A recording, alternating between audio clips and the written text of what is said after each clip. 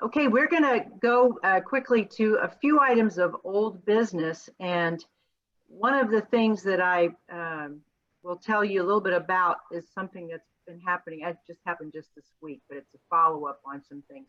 So I'm going to have Bob give you just a brief update right now about what happened this past month for the hearing that we have with the Second Court of Appeals on the Big Pass dredge. Hi, everyone. Well, on November the 18th, we had a 1-hour Zoom meeting with 3 judges on the Court of Appeals, and our attorney made his 20-minute argument, and then the city and LKRA, Lido Key, split the other 20 minutes. Our question we asked them to resolve is whether the judge was correct in saying that we couldn't appeal. She wouldn't hear our argument that the county's ordinances applied, and she just ruled that it was too late once the permit was final. And I think we have a good argument. We have precedents, and we're waiting on the judges to write a written opinion. We asked them to remand it back to the district court and to reverse her ruling and tell her to rule on what we asked. So, which was that decide whether or not the county has the permitting right to require their approval for seagrass destruction and dredging in Big Pass. We've thought all along that was the case. Initially, the county was very supportive. They wrote letters to the FDEP and to the Army Corps. They've been more quiet lately as they resolve their other issues with the city, but I think the law is on our side and we will soon find out. As the actual project, I don't know what you're talking about. Well, what about what the judge said to us in there when he mentioned the quality of the case at the end? Say what you want. Oh yeah, one of the things that I thought was encouraging, I'll just add this because I was at the hearing. One of the 3 judges that we had at the very end, I've never heard a judge compliment anybody on a hearing, but that he actually told us that it was a very interesting case and he really appreciated that we brought it to them. And I assume from that that it isn't going to be a case where they just dismiss it out of hand. That was encouraging to me to hear. I agree. Yeah. You know, and just in terms of where that project stands, it's not after the fact because they haven't completed this project completely yet, in that they haven't built the groins, and the groins are supposed to be built over there in January, February, and March of next year. And it will require some more sand to backfill around those new groins. And then every 5 years, they say they'll be coming back. They just put some extra sand on it because that tropical storm that came through about a month ago eroded away a fair amount of sand, and they had to bring the dredge back out and put more sand on the beach, especially where those groins are going to be. So we'll keep working on it. If nothing else, if it gets remanded back and we win, she would reverse her ruling that we owe legal costs to LKRA in the city. That's all. Does anyone have any questions about any of that? Okay, great. Then am I up next, Jean? Yeah, Catherine, I was going to say, we had some evidence, I thought, or at least some thoughts about, or maybe even films on some of the changes we were seeing on the north end. I thought some of that was there. Could we look into that maybe for the January meeting? Okay. Sure. Yeah, absolutely. We are seeing a lot. People are reporting that the very things that we had spoken about from the studies has actually happened on the interior part of the pass. Absolutely. We've got some really good drone footage. That would be a good thing to have for January. That'd be great. I think we'll do that. All right. The traffic improvement item actually includes a couple of things. So that's just a header. that many of you have been involved over the last maybe 2 or 3 years, and maybe even longer, when they talked about the potential for a roundabout at the intersection of Midnight Pass and Beach Road. And what I wanted you to know was they had a second presentation to the commissioners this week about this issue, and they were covering more than one area. One of the things that they did say was that a survey that was sent out, which I believe many of you may have responded to, we got lots of compliments on the fact that we had nearly 500 people who responded to the survey. And I'm pretty sure that it was a real positive outcome, because our organization did put it not only on Facebook, we pushed it out in our messages to our members, and I think it even went further. So I really appreciate everybody's answers. There were some people who do not live on the Key who also answered, but they were people that live pretty close to the bridges or just off the Key. So the traffic issue was very relevant. What was interesting was they gave us all, if you remember, 3 choices of what our preferences would be. One would be to have a roundabout. Then there was no change at all. And then there was the intersection having special updated signalization. And in the end, the truth was there really was never a no choice option. There was always the intention of the FDOT to improve that intersection. And what was interesting was that 2/3 of all people, a third said, don't change it. Another third said, improve the signalization. And then less than a third, 26% said they wanted the roundabout. And what's really true is that actually about 67% voted for the intersection to have signalization. Because when you say no change, what's there now? It has a signal, correct? So it was interesting to point that out to the commission yesterday, and Spencer Anderson, who is the engineer, also verified that. And so what I wrote on behalf of all of us is that we want people to be safe. We have a high pedestrian use community, both with cyclists, electric bikes, electric cars, people walking dogs, and that it's not a typical roundabout friendly area. So the 2 things that we said that nobody would be for is if the safety features for pedestrians and bicyclists were not prioritized. If they did decide to have a roundabout, that it had to be a signalized roundabout. And there are those, for those of you who've ever traveled overseas, where they have these. And they also have crosswalks that are signalized at some distance before you reach the roundabout. So you know how long you have to get across the road. Stop the traffic at some distance back and then start it again. So I believe all those elements are going to be considered, and they're going to work on a design for that. And at this point, I'm assuming they're working in that direction. And I did let them know that all of us were real thoughtful about the concerns about budgeting, about the fact that the North End needs the safety improvements, which I'll speak about, that were pledged almost 2 years ago now by DOT. When the commissioners got our note, they actually asked the engineering, do we have the ability to add special features in if we want them? And the answer from Mr. Anderson was that whatever we think is necessary for this to be good for us, the FDOT will approve. That was actually on the record. So I want you to know that. That was pretty big to hear. The FDOT has said that. And that was in front of the commissioners. The second thing is the Siesta Drive. If you remember all the accidents, crashes, and deaths that our neighbors on the North End did a marvelous report, both to the city and the county. And it was really clear from everyone that they needed to do something special. Well, that is now going to be in design.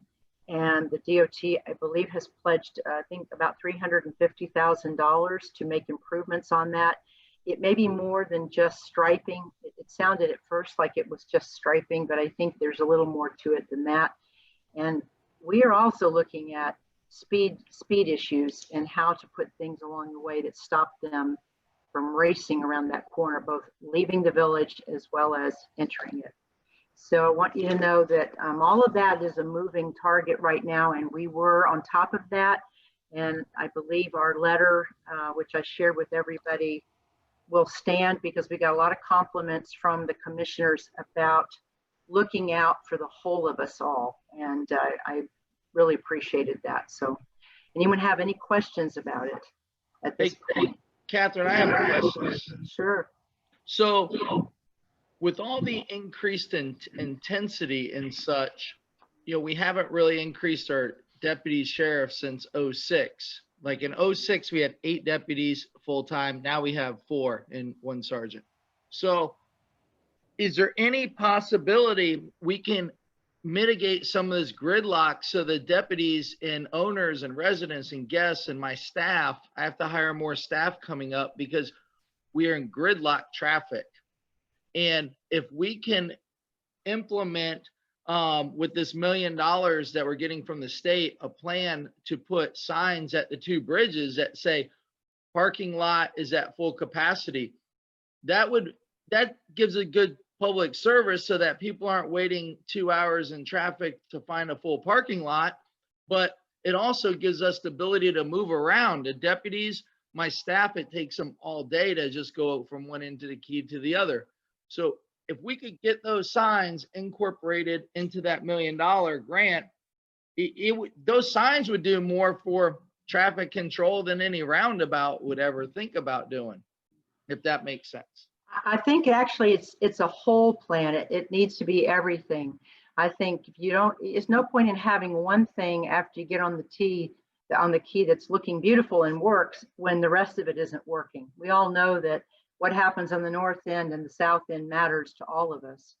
The road that connects us has a level of service that's been rated an F since 1999, meaning we can't improve that road.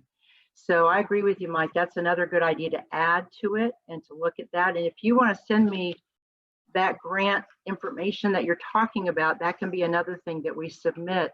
That would be a great way to manage as you get onto the key before you get here. That would be a great idea. Thank you. That money was from the $1 million Spencer was getting for the corner of Beach and Midnight. Okay, great. Then I'll be happy to add that into it because they did seem to be having retreat meetings in December, maybe another one coming up, and they are able to talk with each other about this kind of thing for the budget. Perfect timing. So thank you very much. And thank you too. Okay, thanks.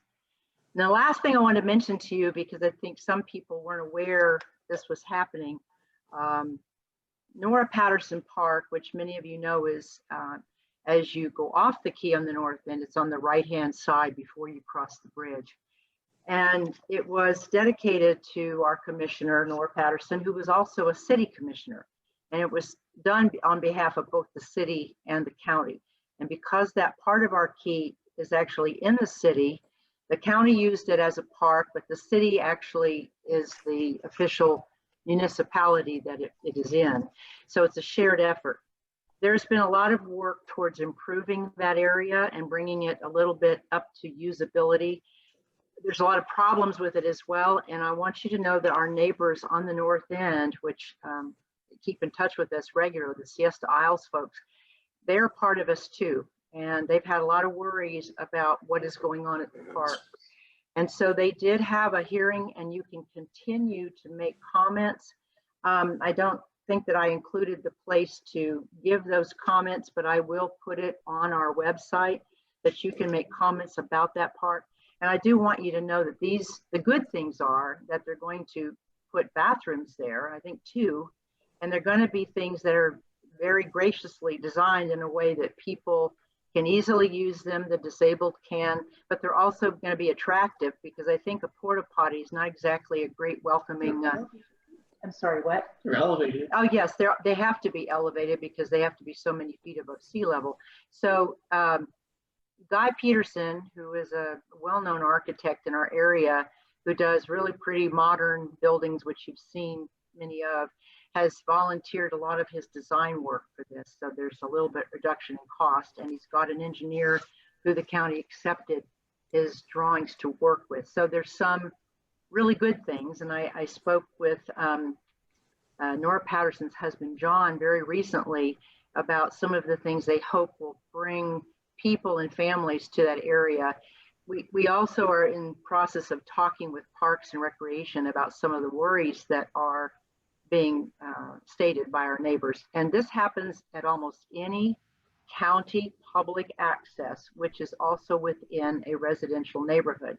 There are some things that we need to bring to their attention.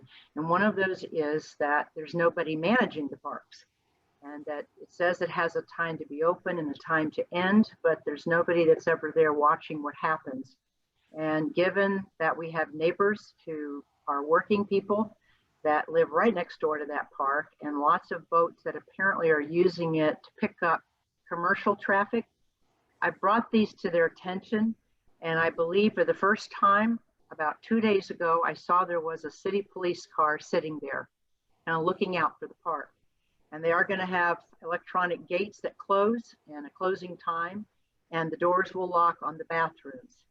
So we want to make sure it's a safe area, that it won't become an area that is a bad derelict hangout, because that is certainly not what we want for in remembrance of our commissioner who did so many good things for us while she was a commissioner.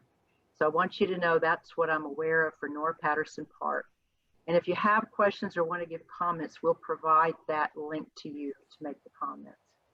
Anybody have questions about it? All right, well, I think we're doing pretty well in our time. If people have any other questions or want to bring up anything else that we haven't. We have 4 minutes. We have 4 minutes. Anybody have something else they just want to get on the record? Yeah, I would like to. Okay. Go, Gary.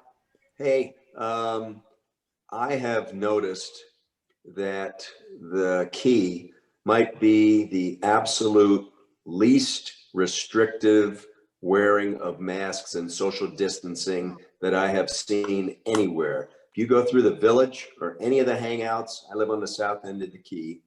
You go to Captain Kurtz, anywhere past there, people are congregating very close together. Nobody's wearing a mask. Same thing in the village.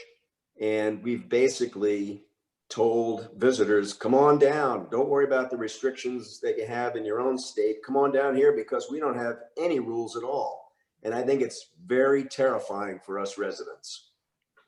I think you're correct. Yeah, I'm glad you brought that up. I'd read yesterday that the city is going to ask for people to wear masks, but they're not going to enforce it in the sense of, police or someone saying you can't enter. But they are asking people to wear masks when they go into areas where they have no ability to control the crowd. The city is doing this. Right. And I believe that it would be very helpful for us to work with the chamber and the folks that have businesses to ask that they put that as a notification, because inside the buildings, if it gets cold, it's very hard to manage distance. And I think you're wise to remind us of that, Gary. Thank you very much. And we can put that out there, I think, in the news as well. Thank you. All right. Thank you all. Well, I appreciate the people that showed up tonight. We did it this way because we had seen a rise in COVID for our particular area code. And I want you to know, if you do look at Facebook, we frequently put on the updates for our zip code. And I put one up there just today about where we are. The increase had actually gone down, and we sure hope that it will stay low. And we hope that all of you will stay well, be safe, and that we will see you in the new year on January the 7th.